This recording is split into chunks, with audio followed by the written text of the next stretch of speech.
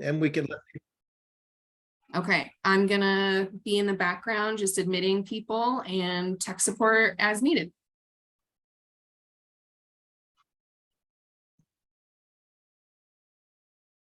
Hello and welcome. Wait a minute. Oh, no, I see more people that I know. I'm so happy. I really am very happy to see people that I know and new people who I don't know. I really mean that. So welcome, and thank you for coming, especially our alumni, for taking the time here on I'm not sure where you all are, but I know that I'm in Portland and I'm looking out that window right now. And I haven't seen that kind of thing out my window in a long time. I'm calling this a good day, a really good day. So with that, as a great harbinger of goodness to come, let us get started. Welcome to each of you, the panelists. I'll give you a chance to introduce yourself in a moment. I really want to start by thanking my colleague and co-facilitator, Dr. Billie Sandberg. Billie, would you like to say a word there or introduce yourself, please?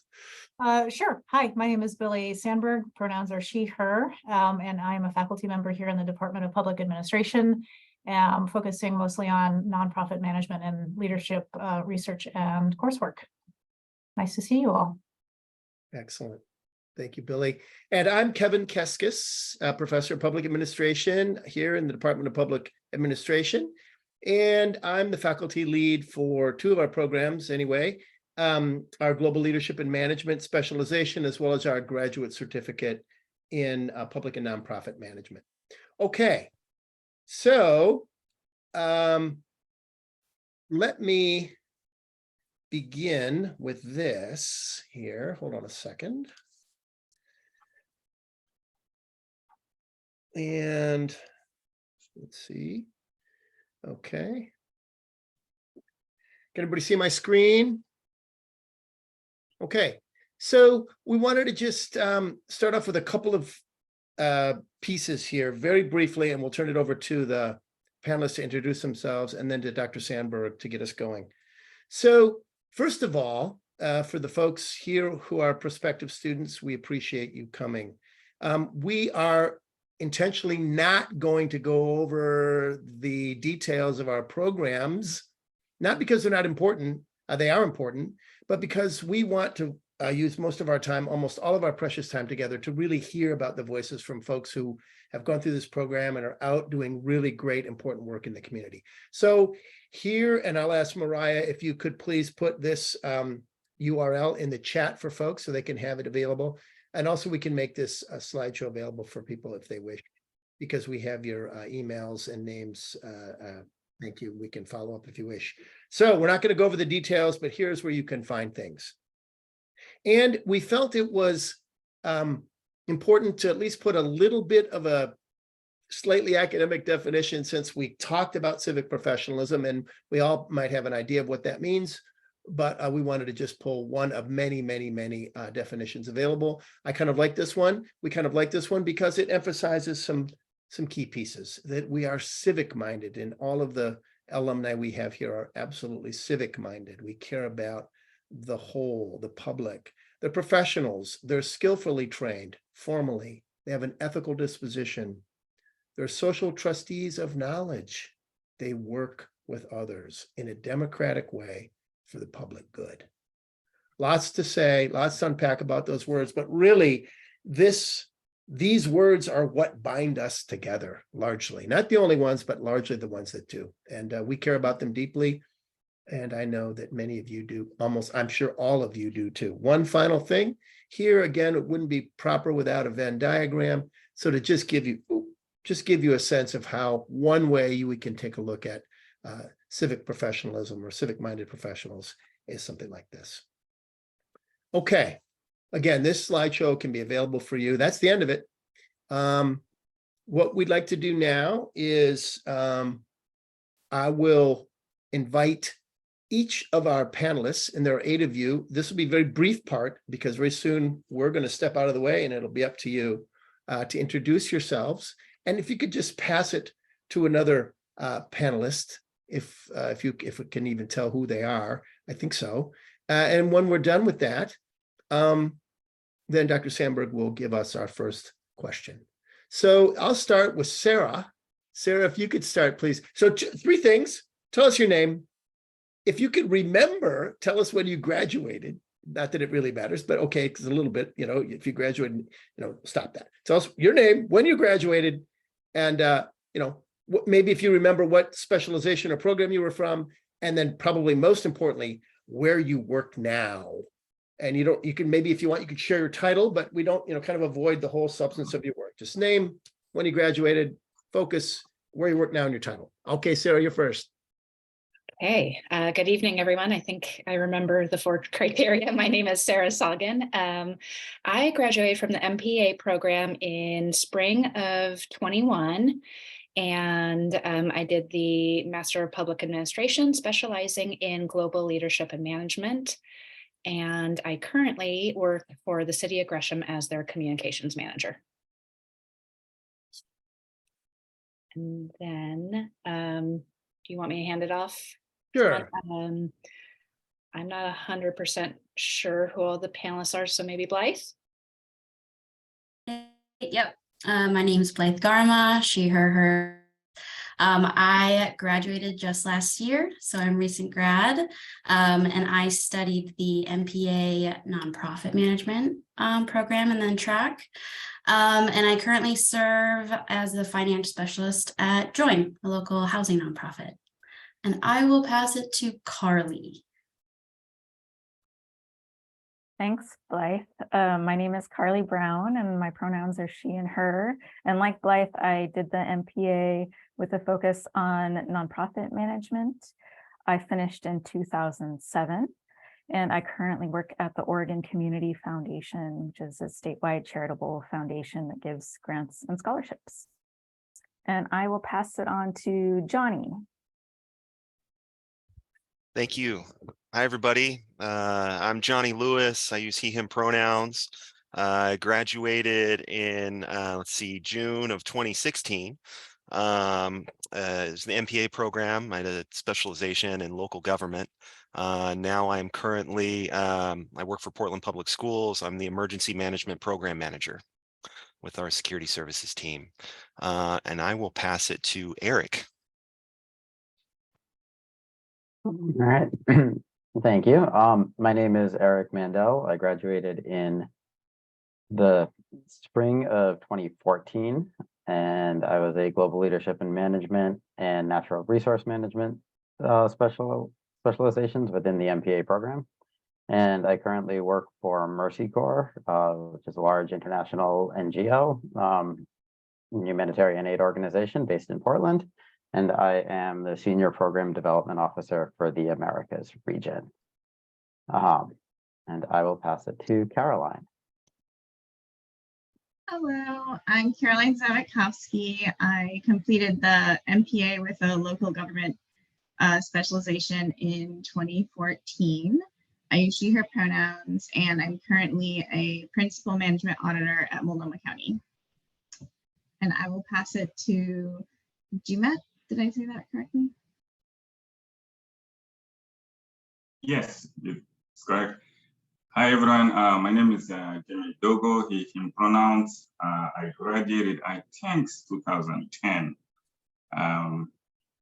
Nonprofit specialization, and currently I am the Associate Director of ERCO, the Immigrant Refugee Community Organization. You're it, Jimmy. You're our yeah, you're our last panelist. Okay. So you can pass it to me. So I think Jimmy cut out a little bit at the end there, but he is the director of Africa House at ERCO, the Immigrant and Refugee Community Organization. So thank you so much for all of you, for joining us for this panel.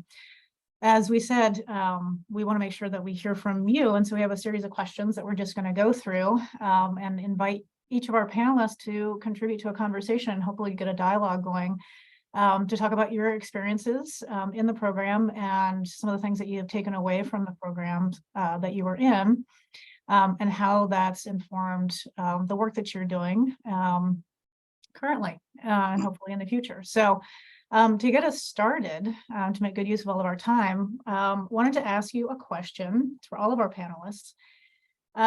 We know that right now a lot of folks are thinking very seriously about where they put their time and their energy and their resources, really asking themselves hard questions about what is worth it to them in terms of their work and their career goals.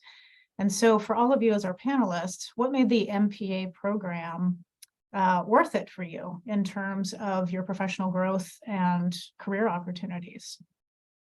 And so just to get us started, I'm just going to go ahead and ask Erik, since you're first on my screen there, if you wouldn't mind getting us started. Sure. There were a lot of aspects of the MPA program that that I look back on that were valuable, that to help prepare me for what I'm doing now and career growth over the almost 9 years now since I graduated. But the first thing that stands out to me was is relationships with professors, actually, and how well connected and networked the faculty are, both within the civic space of Portland and Oregon, but also globally, and the willingness and interest of the faculty to work with students and student leaders to really grow our educational experience outside of the classroom. I got my first internship with Mercy Corps as an MPA student. That was through a professor who shared that opportunity in a class my first term. I had the opportunity to work as a graduate assistant, actually very closely with Kevin for a long time, during about a year and a half of the program. And each of those experiences really contributed to moving forward in the global leadership space and my eventual position at Mercy Corps. So when I think back, that is what stands out the most. There were also a lot of classes where there were civic engagement components, whether those were projects working with local organizations to advance our learning and some of their objectives at the same time, but to really see how the stuff that we were focusing on in the classroom was being applied and could be applied by professionals. So yeah, networking and connections. And my final piece on that is there is an initiative on the part of the student, I think, that is very welcomed within this program and served me really well. But a lot of that impetus also does rest with the student to want to do that and make those connections. So that was incredibly valuable to me. Perfect. Thank you so much, Erik. So I see a little bit of nodding among some of our other panelists like Carly and Blythe. Either one of you want to follow up on what Erik just had to say? Yeah, I can go. I definitely can laugh about it now, but I think one thing that initially stuck out for the PSU program was that it was in person. So I got about 2 terms before COVID. But obviously I know that others had that experience, and I know that from the 2 terms, those were very, they set a really strong foundation, and honestly, the making it worth it was those 2 terms. And I think there was a moment where I kind of questioned pausing and taking time. I had moved across country from Chicago, so there are a lot of variables. But I think one thing that encouraged me to stick it out was the professors. So similar to what Erik was saying, just I think the faculty really showed up in a huge way, and also knowing that they were also overwhelmed with a lot. So I'm just really glad that I was able to stick it out. And yeah, I think in general, the program itself, I was always really interested in systems and wanting to kind of pull back a little bit. Coming from case management and direct service, I wanted to understand the nonprofit sector at a larger view, a larger scope. Perfect. Thank you so much. Carly, what do you think? You were nodding your head a bit there too. Yeah, I'll tag on to that because I just want to echo what Blythe was saying and just appreciating. In my experience, it was a while ago, but that I really got a broad view of the nonprofit sector how the governance structure of nonprofits work. And that really helped me I've been with the Oregon Community Foundation for 15 years now. And so I've been in a couple roles there, but I felt like my experience in PSU's program really gave me a broad sense of the nonprofit community, the challenges that they face, some of the inherent challenges with the structure that we have for nonprofits. And one thing that I really valued was we're talking about the faculty, but there was also people like Dennis Morrow who are out, running an organization as they were teaching at PSU. And then I got to go to Masami's class and learn about how to, really write effective surveys. And so I really appreciated that balance of experience and getting that wide range of opportunities to learn there. Perfect. Thank you so much, Carly. Caroline, I'm curious about your perspective. I think you're the only, did I get this right? The only local government specialization. Oh, we have two. Who was John? Johnny, you were as well. So yeah, maybe some local government perspectives here too. Yeah, I mean, for me, what made it worth it the most is the end result. I made a really big career shift, and I was able to do that because of the program. Like, I don't think that it would have been possible to have done that otherwise. So I came from the nonprofit world and wanted to work in government, and was so well supported throughout the program. Masami was my advisor, very strategic about how I could get to where I wanted to get. And I had a job offer before I had even finished the program. So to me, looking back, I have no regrets. So it's definitely worth it. Thank you. Johnny, anything to add? Do you want to add to that, the local government perspective? Yeah, no, absolutely. Before the MPA program, I actually was wanting to share this. I was a claims authorizer with the Social Security Administration, and I found myself just becoming incredibly bored and really just asking myself, like, what's next? Is this it? And I decided, like, well, no, I want to pursue a graduate degree. I would like to really just invest in myself. And I was exploring, various different graduate programs, but what I found in PSU, and honestly, I mean, I wouldn't be sitting here today with the experience that I have now without this program. As other folks have said, I was able to connect with staff and build relationships with staff. And honestly, through the program, I had to learn how to say no. Because I was presented with just so many different various opportunities, and I can talk more about that too, about what's available there, but just so many different opportunities to work in the community and to just get connected with different local governments, because that's where my interest was. And ultimately, through the program that led to a fellowship where I was able to work with the city of Portland for nearly 6 years. Working on expanding shelter access for individuals experiencing homelessness. And honestly, I wouldn't have been able to do that work without this experience and just the tools that I got from the MPA program.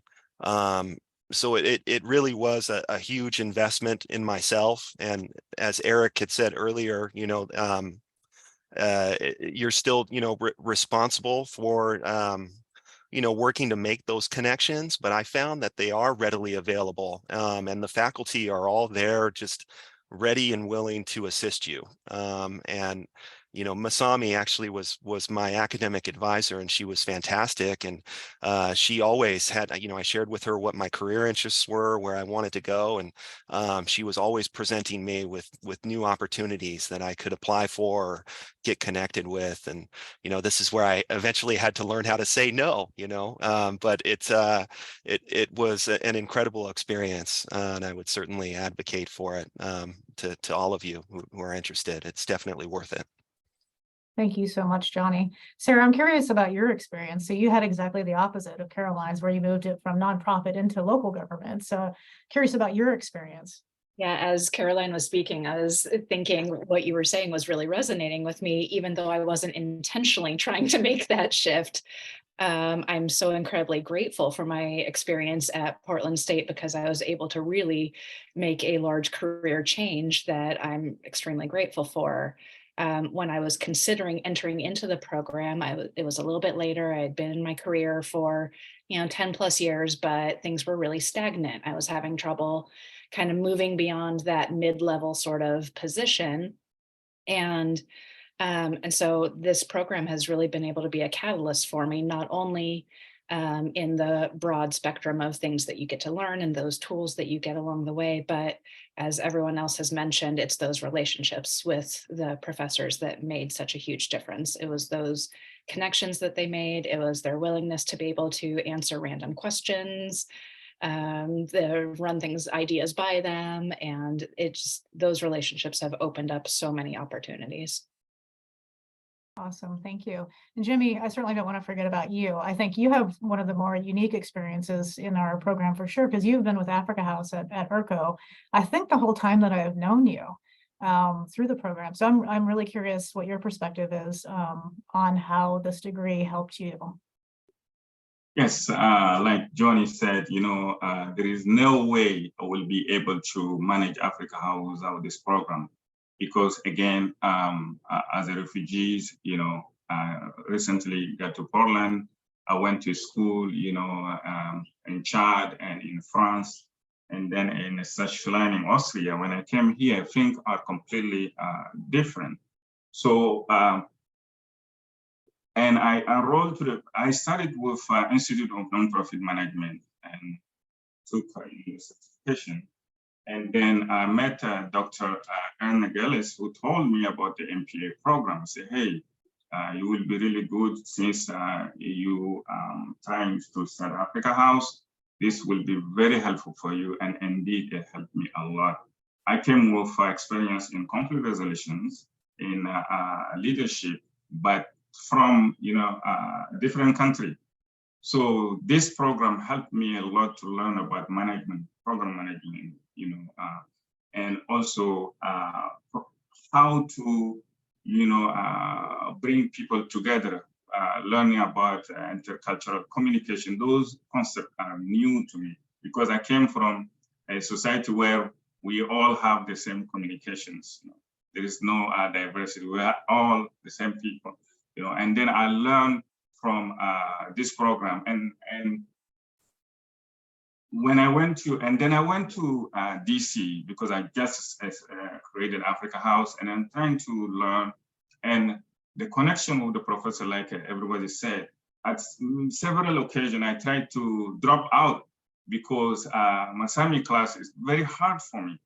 But then she kept pulling me back because I don't understand statistics, I don't understand surveys she's talking about. And that was the hardest classes. But she will pull me back, and sometimes after the class, one-on-one, helping me and those kind of things.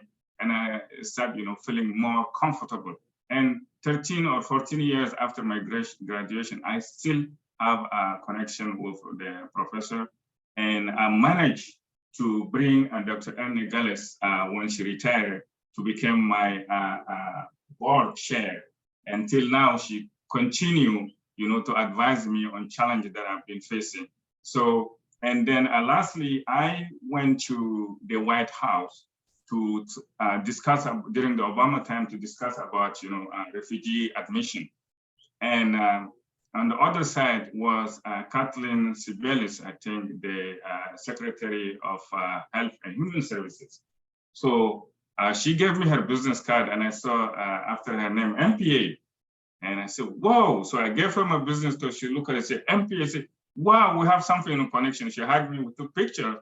And since then, we've been communicating until she left the administration. So the connection, not only with our alumni, but with other, people who went through the MPA program, talking about how this program is very effective. She was telling me about graduating from this program, helping her to become, the 44th governor of Kansas.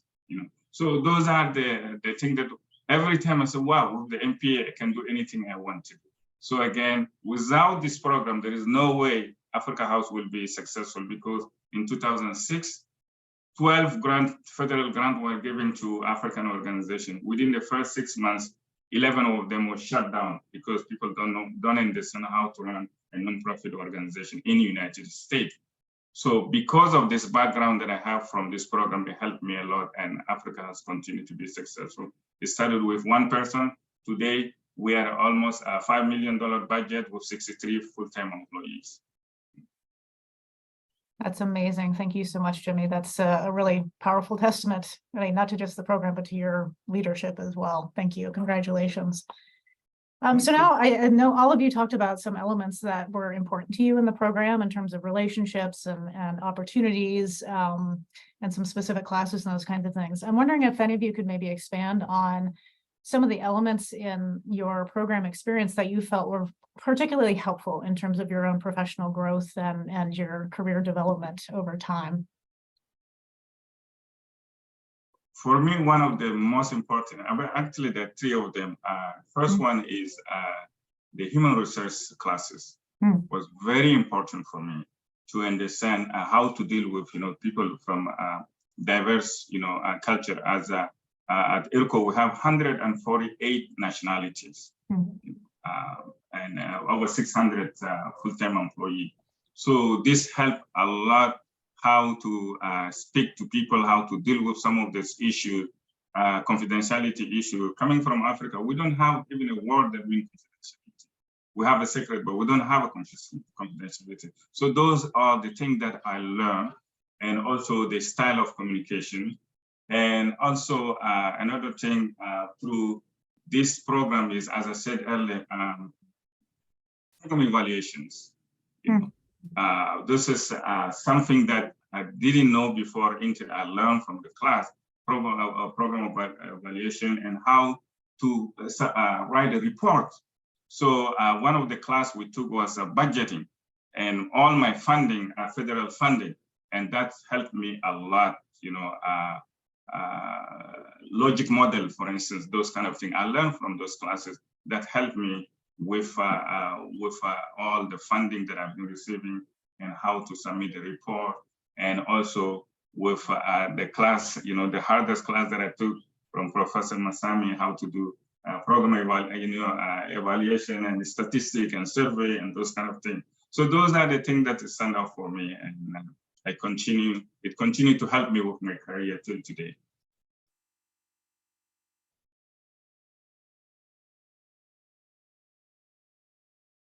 I'll jump into Billie, you were muted. Oh, Go for it, Eric. I just want Billie to know you were muted. Thank you. Go for it, Eric. Go for it, Eric. Go for it. Yeah, I'll jump into second some of those specific points. In terms of classes, I mean, I came in knowing my career track was my desired career track was global leadership, something in the international development humanitarian sector. So I gravitated towards the global leadership course, which is the cornerstone course of that specialization, and that was that was one course that stays with me every day in my career. And it's interesting to hear log frames mentioned in one course, and I'm like, well, I learned log frames in global leadership, and then I'm like, we learned log frames in a lot of places. And so I think there were some skills that were really core to my career that were emphasized from different angles throughout the program, and that was really helpful. So that was one class that was particularly meaningful for my career direction. Also, public budgeting. I went into that thinking like, I'm not as interested in the budget or the Excel stuff, but I know it's a class I need to take.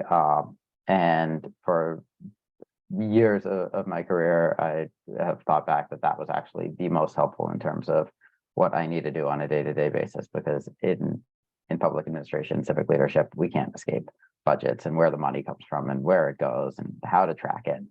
And that's where I work at Mercy Corps. There is a whole separate finance team that handles the details of that, but it's still integral to everything that I do, which is more from the program side. So that was, I guess, my surprise takeaway of how valuable that was. There was, of course, trying to remember the name specifically, but I think it was Sustainable Development Implementation. It was taught by Professor Cooper.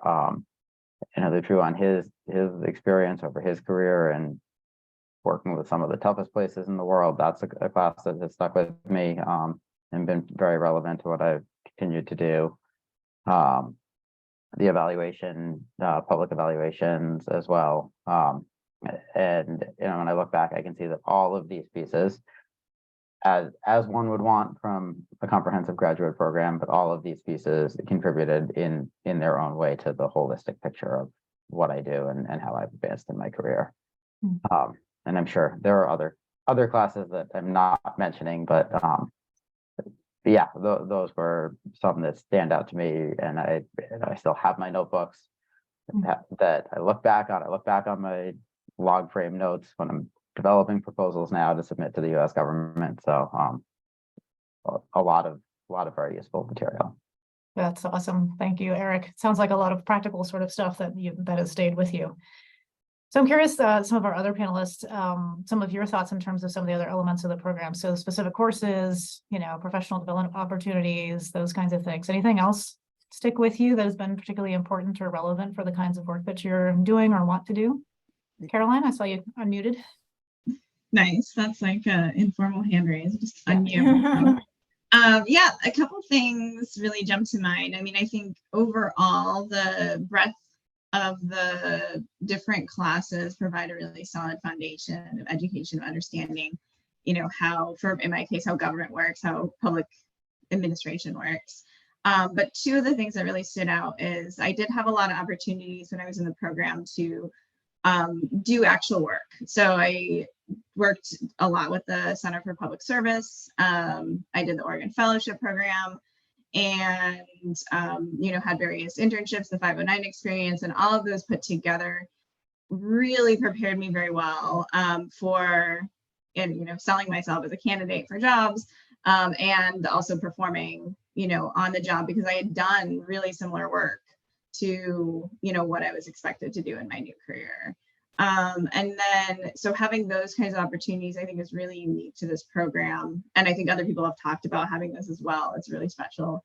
And then the other thing that really stands out for me in terms of a skill that has carried me through the past 10 years almost, is some of the local government classes that and other classes that I took with Dr. Cooper really challenged me in terms of being a writer. Writing is a big part of my current job. My biggest work product is reports, and it challenged me to be an analytical writer in a way that I hadn't done before, and to write concisely and logically in the exact style that is required of me in my current profession. So some of those classes, I had been challenged in a way that I hadn't ever been before. And it was really rewarding and really helped me grow. And I have, continued to apply that. Fantastic. Thank you so much, Caroline. Anybody want to add or extend that line of thought? Sarah? Yeah, I can extend that thought. It is the whole breadth of work that gives you that really solid foundation, like Caroline was saying. And it's some of those really specific classes like the budget and finance and the human resources that I was maybe not looking forward to in the whole scope of the program, but those are the ones that I find myself leaning on a regular basis.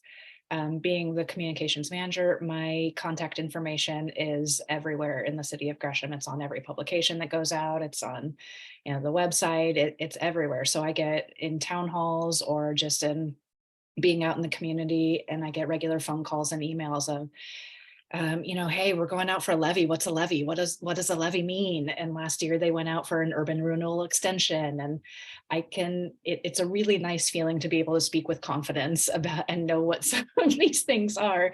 And it's made me so much better at my job and they were the things that I wouldn't have thought going into the program that these are going to be the most valuable tools, is being able to just have a really solid foundation and better understanding for how government works. How to manage my budget, how to manage a team of people, especially when HR issues arise and there are conflicts and other fun things to deal with. So it's that whole scope of work that you get exposed to during the program that really makes such a huge difference. Thanks so much. So our nonprofit folks, like Carly or Blythe, I'm curious what your thoughts might be here. Yeah, I was thinking about it, and the classes that really stick out to me are the classes that were applying a critical lens. So a lot of those are like the leadership in nonprofit. I think it was called like histories and foundation. And luckily those were the ones that were in person. And I just remember there was one class where we spent almost the entire class just kind of like looking at all the mission statements that nonprofits have on their website and just saying, what is it that they're saying? Like, what does it mean when we're saying providing, successful housing? What is success? How are we defining success? And, it was really, it just was cool to be in the classroom setting where you would really see everyone's backgrounds kind of folding together. And there was healthy dissent and conversation and disagreement, but it was all coming from this learning space. And so we would, we had like those community agreements. So we weren't fighting, right? We were just conversing and learning about our backgrounds and what our ideologies were. And I apply that to my work now, and I think it's going to stick with me. And anywhere I go, it's, I think, something that I'm really passionate about is representation in nonprofit leadership. I don't see a lot of people that look like me in senior leadership. So that's always been something that I've been really kind of focused on, and I always notice. And so anytime I start a new job or I learn about someone's nonprofit, I just look at their mission statement and I kind of think to myself, what is it that I think they're saying? What is it that they're trying to achieve? And I think it's really served me, especially when I'm in, staff meetings, and I can apply that of when we're updating policies or we're trying to create new values. It's like being able to sit with language and say, what is it that we're really trying to say? And what is it that we want to convey? And yeah, I think that's just like a really powerful tool that the program and those classes offered. I really want to echo that again. I'm just going to come after you every time, Blythe, and say yes. And I found the classes in the nonprofit management concentration. First, I was hooked by the intro to nonprofit management class, and I took that before I officially enrolled. And so it really showed me, what the program was about and kind of the breadth, the knowledge that I would get from the program. And I really appreciated that. And it was a great start for me. What I was really motivated to learn more about is I see nonprofits as the avenue for people to live out their values and to take action according to their values. And so I was really interested in how organizations do that. And so classes like values-based management and governance for nonprofit organizations, the governance piece was helpful for both me as a board member at an organization, for me as a staff member at an organization that reported to a board and has a board make decisions. And also now when I'm reviewing grant applications from organizations big and small, I'm really looking at their board and how they're involved and who's on the board, as Blythe was saying. And so those things all really hooked me and really benefited my career as I've had different roles in my organization for the past few years. And so the people part was what really was appealing to me and really benefited me a lot. Thank you so much, Carly. Johnny, I don't want to forget about you. Is there anything you want to add to anything that's been discussed here? Yeah, no, I mean, I just want to echo what I've heard from others say. The local government classes that I took, I found to be very valuable. All of Dr. Cooper's courses, of course, were incredibly challenging, but also very rewarding as well. I took a lot out of those. Want to echo what I heard about writing and taking more time to learn how to write. That's incredibly important. I found in grad school, of course, you're expected to produce, but then in your job, I'm expected to produce communications and things very quickly, and not just in my role now as an emergency manager, but even at the city, as we were working to communicate with the community about changes in policy or, what we were trying to achieve. One thing though that I wanted to share that was a huge benefit for me in this program was getting connected with the Center for Public Service. That was huge. I remember there was a flyer one day where it was like for a meet and greet or something like that. And I showed up with my resume. And ended up having a conversation with Masami, who went on to be my academic advisor, and had invited me to work with her. But she was doing a project where we were tasked with coming up with an evaluation plan for the Portland Police Bureau's strategic equity plan, which was a very interesting project and a really great experience for me. And, that came through the Center for Public Service. And I also, through the Center for Public Service, got a job with a private consulting firm where they had specialized in strategic planning. And I found myself going to various local governments throughout Oregon and helping city councils through their strategic planning process. And those skills that I've learned, I still take with me now. I mean, even this past year, I've had 2 job offers actually, just relative to those skills that I learned through graduate school and through my experiences with the Center for Public Service. So it was a huge benefit there for me. That's terrific, Johnny. Thank you so much. And I'm gonna pigeonhole you just really quickly, because I have to tell you that, because I was wondering if you could maybe speak a little bit about your capstone project. Because I'm telling you that I remember your capstone presentation, and it was like one of the most memorable capstone presentations that I have ever been a part of. Like, there was literally not a dry eye in the house. Like, everybody's crying because it was just like such an amazing experience. So I'm wondering if you can talk about your capstone just a little bit. Yeah, no, thank you. I appreciate that. So I worked with at Naples, the Native American Program of Legal Aid Services of Oregon.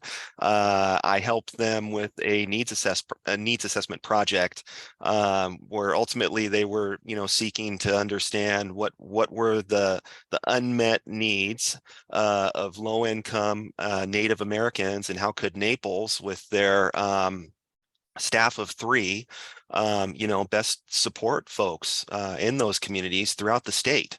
And it's an incredibly small office and doing really just very big, important work. So ultimately, trying to identify like, okay, what are those unmet needs, and how can we be strategic in terms of, working to meet those needs. My presentation, during my presentation, I was actually honored by Naples. They gifted me with a Pendleton blanket, which I was totally surprised by, but it was a really incredible experience. And that came through the program. It was an opportunity that was advertised through the listserv. And I was in need of a 509 project, and I went and met with them, and it ultimately ended up being a great fit. But thank you for that compliment, Billie. Yeah, it was a great experience. Thank you. I appreciate, I sort of singled you out there, but it really was like one of the most memorable capstone presentations ever. It was really beautiful, actually. It was a really beautiful sentiment. Thank you. Yeah.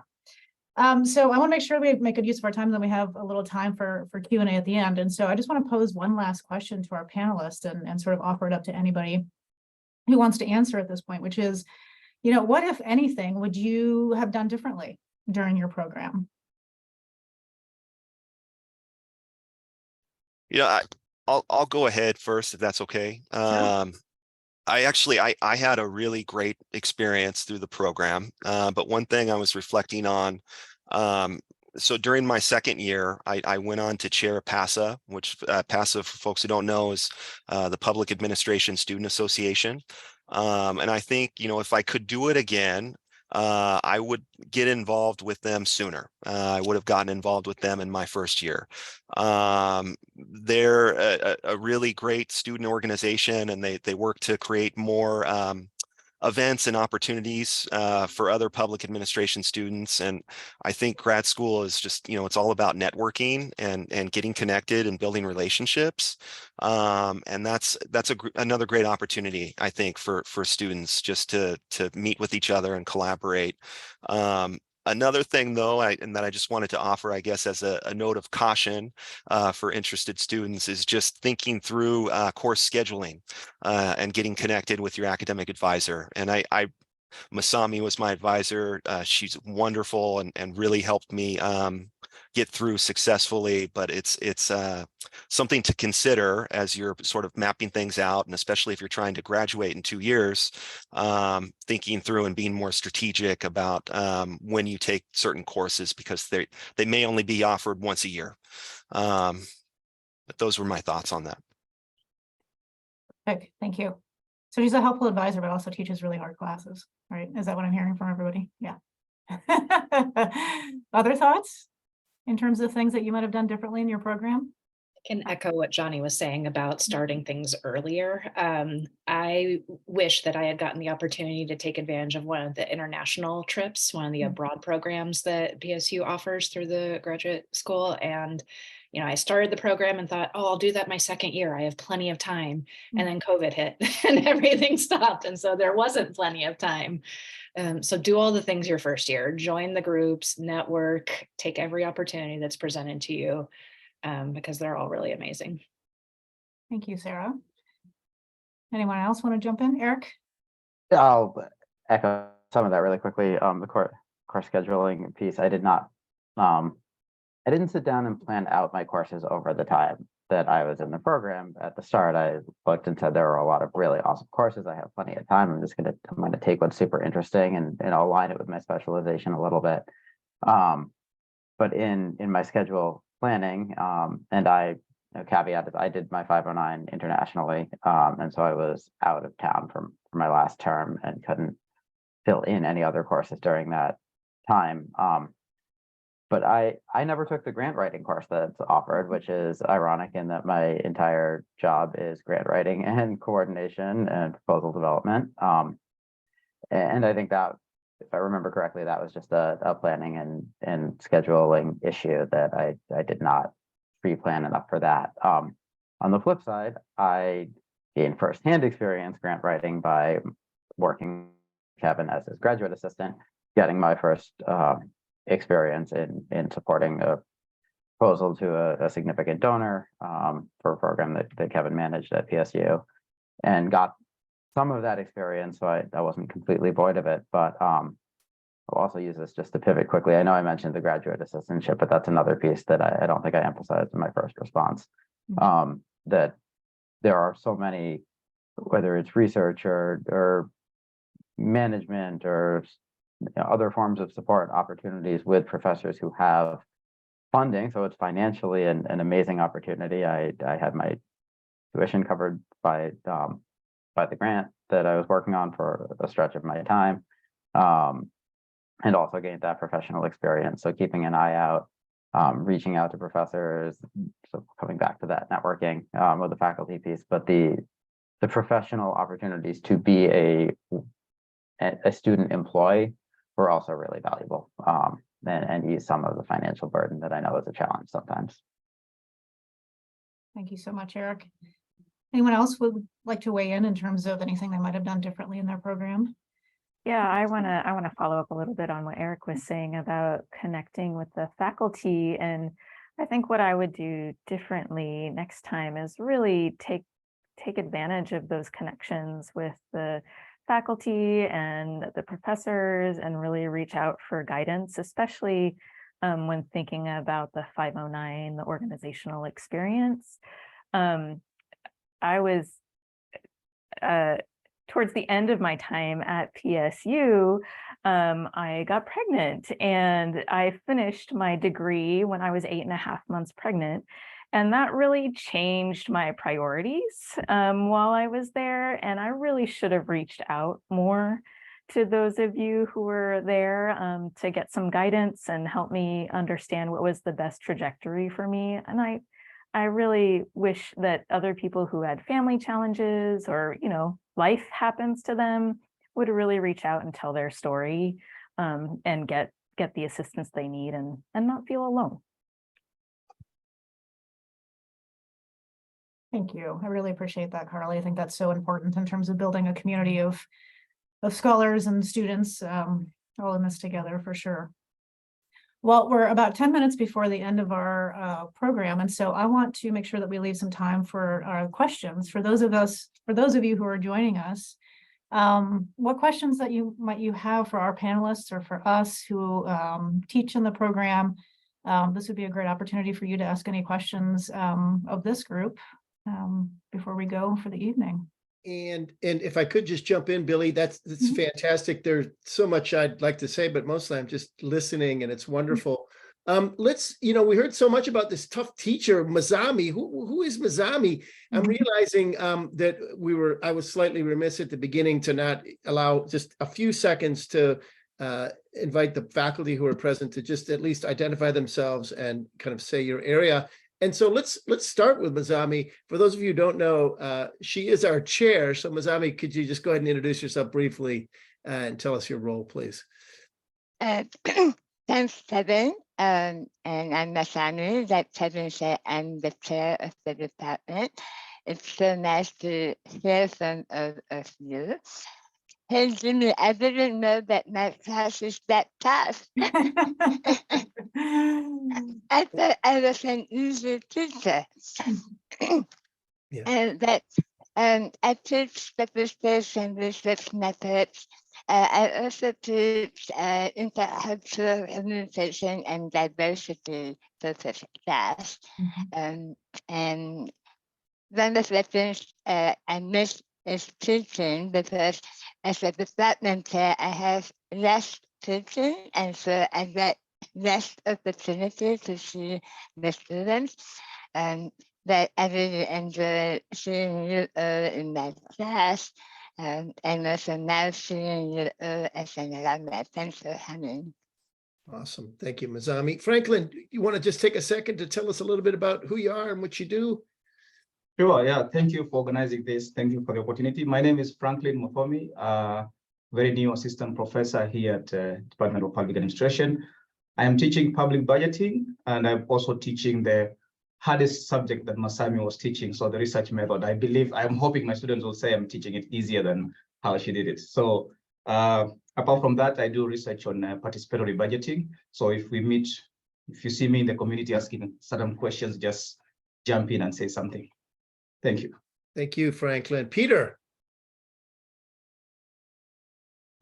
Yeah, good evening. My name is Peter Chalet. I'm teaching assistant professor in the department, and I primarily teach in our undergraduate program with a focus on civic engagement and civic leadership, nonprofit management. And I come from a background of working for Mercy Corps, working for other NGOs, government, and private industry. But it's wonderful to hear these voices and to hear of your successes and the lessons learned. And I hope we can carry those forward as we continue to build momentum. So I'm really honored to hear your voices. Thank you. Thank you, Peter. Shane.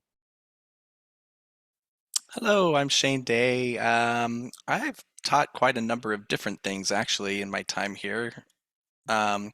Even though I'm in my 5th year, but I've taught the research methods, I've taught program evaluation, policy analysis, public policy, environmental policy, natural resource management, and Native American policy. I think I'm actually missing 1 or 2 things there too, but my research interests are in kind of the intersection of economic development, natural resource management, and Native American governance. And so I've done quite a bit of stuff with the Institute for Tribal Government, which is I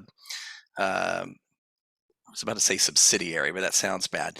It is affiliated with the Center for Public Service. And so it's just very tribally specific in terms of the scope of work that's under the broad umbrella of the type of things that CPS does. So nice to see you all. Nice to see some old faces from some of my classes as well. So thanks for holding this. It's a great opportunity to see some of y'all. Amazing, Shane. Hearing this and also hearing from our alumni, the great work that you're doing, I wonder how it is that I got invited to this party. I'm not really sure how that happened. Anthony, I think I'd like to make sure that we give some space to you. You teach with us as an adjunct from time to time. Want to say a little bit, introduce yourself?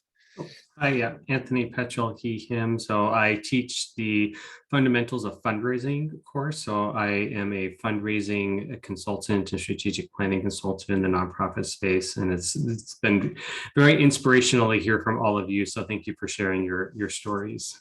Awesome. Thank you, Anthony. And I don't think I've missed any of their faculty. If I have, just, you could hit me later, but, or, you could remind me lovingly later, but is there anyone who is on the faculty who I've missed here? Okay. All right. So Billie and I will save the last words for us. We get to do that. I have a nice last word that I have in mind. But with the moments remaining, we might have a time or two for a quick question from some of our participants. Of course, we're recording this, so it'll be available. But are there any participants, as Billie was saying, that might have a question for any one of us, or in particular for our panelists? Hi, my name is Rachel. I'm applying to the graduate certificate program. And I was just curious about the logistics of the in-person or virtual classes. I know some people had mentioned that they were in class and then COVID happened. So just curious what the structure is like right now. Do you want me to take it? Take it, Mazami. Right now, the recent kind of analysis that I did, we have about 80% in-person classes. The selection of the course delivery mode, I just let the instructor choose, but obviously other instructors like to teach in person. And so somewhere between 70 to 80% right now is already in person. Okay, great. Thank you, Mazami. Great question. It's on a lot of people's minds for a lot of obvious reasons and also some not so obvious reasons. Anyone else who's a prospective student, a question you're thinking? It's a good time to be brave.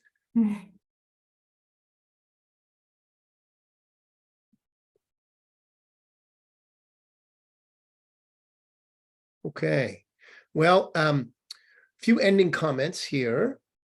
This is recorded, so it'll be available. You can email, I'll put my email in the chat. Billie, maybe you can put your email in the chat. Mazami, you can put your email in the chat. Those are the three of us. Mazami, of course, is the chair.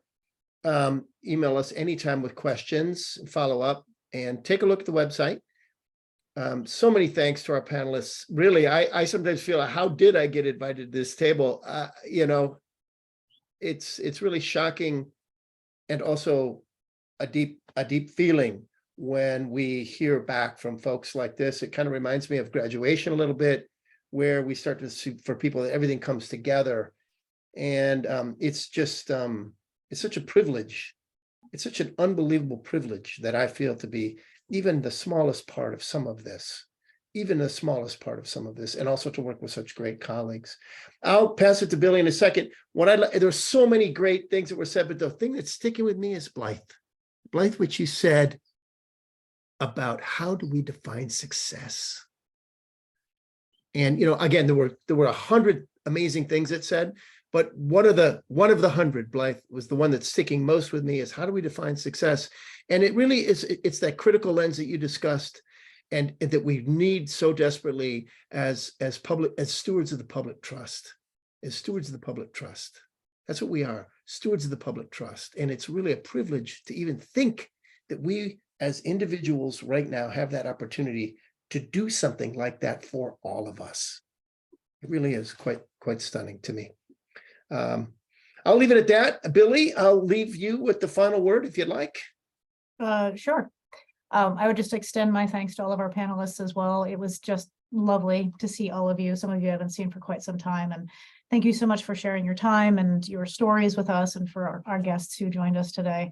We are eternally grateful to you for sharing your experiences and for going through our program with us. Yeah, we know that it's difficult at times, but I'm so glad to know that it proved beneficial. And as the first question we posed, that it was ultimately worth it to you. So as Kevin mentioned, that to even be a small part of that process is really gratifying. And I'm so glad to have been part of it with all of you.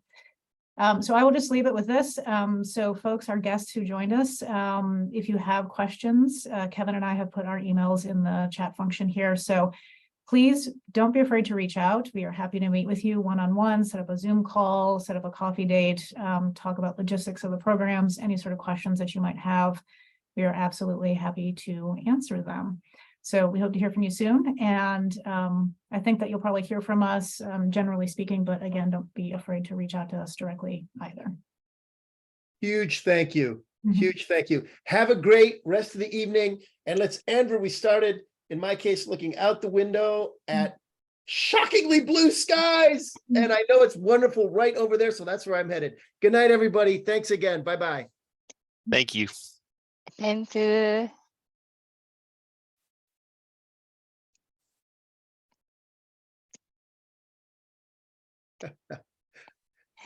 Hi, Good to Erik. see you, Erik.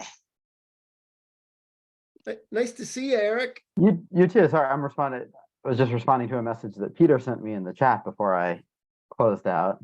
Cool. So All then right. I'll say bye, but good to be here and reconnect and see Listen, all of you and some of my former classmates and my former students. Johnny was a student of mine. Interesting. When Marcus and I taught the first summer course in Vietnam, Johnny was one of our students there. Nice. So, Erik, I'll follow up with you separately because I want to pet your dog. And you might have a sense of why that would be particularly helpful at this time for me. So I look forward to that. And also I look forward to just catching up. So, all righty. Let's catch up. Yeah, that's easy. All right. Thank you. Goodbye. See you, Erik. Bye. Thanks, Kevin. Okay, Mazami.